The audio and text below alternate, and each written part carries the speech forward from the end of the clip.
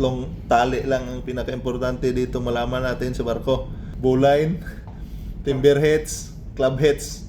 Yan lang ang pinaka-importanting dali magamit natin sa barko mga kapilings. Una natin praktisan, club heads. Pinakadali lang to mga kapilings. Pasok. Ganyan ha. Tapos dito sa kaliwa. Kaliwa ka. Dito ka sa kaliwa. Yan. Tapos, higilan mo. Ulog mo ng ganon. Tapos pasok dito. Sagot. Dito may pasok. Yan. Yan. Pagpisa na yan. May club heads ka na. Okay? Timber heads. Timber heads naman. Ganyan. Pasok mo ng ganyan na. Pasok mo ng ganyan. Ipitin mo na to sa sarili niya. Yung lubid na panasok mo, doon mo lang iikot din. Pasok, ikot mo 2 bisis. Paghila ng ganon. Kaya tanong ba niya, hindi na yun tanggal. Diba? Yan na yung timber heads. Pinadali ra masyado yung timber heads. Sunod, bowline. Dito na tayo, maraming mga diskarte sa pagtali ng bowline. So dito tayo sa pinaka-basic na madali lang matutunan. Practice na tayo mga kapilings. Sok mo dyan. Magawa ka lang bilog. Yan ha, bilog. Pababa.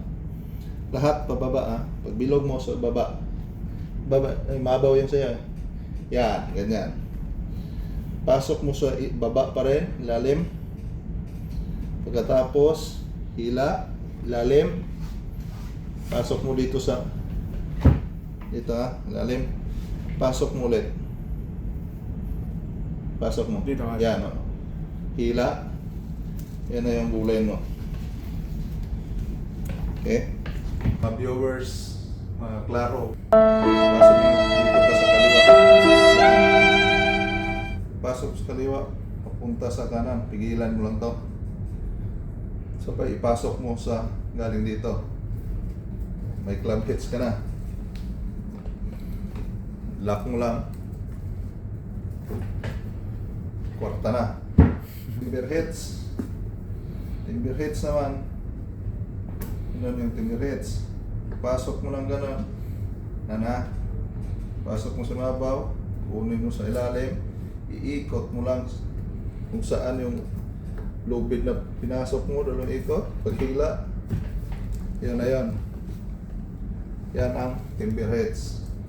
Bowline. Bowline natin na pinaka-easy. Gawa ka ng bilog. Kailangan yung bilog mo hindi imabaw ha. Ilalim. Ilalim yung tali. Ganun no? Sa ilalim. Tapos yung dulo na to, ipasok mo rin sa ilalim sa bilog. Pagpasok sa ilalim sa bilog, ganun ang posisyon. Dito ka naman daan sa ilalim pa rin.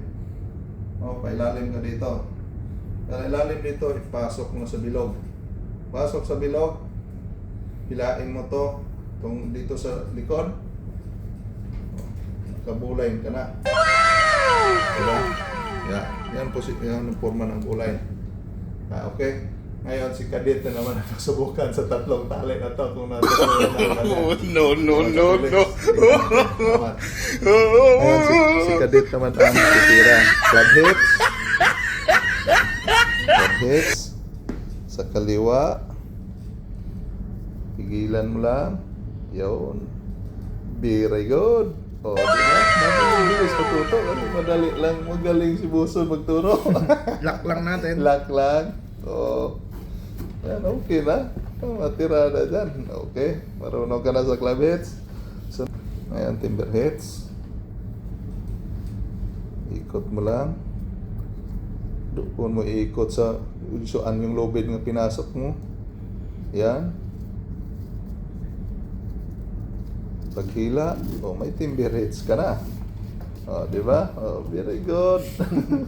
Very good. Bowline. Dito na magkalaman. Walay. Puro ilalim ha, para madali na matutunan yan sa puro ilalim. Paggawa ng bilog, ilalim. Very good.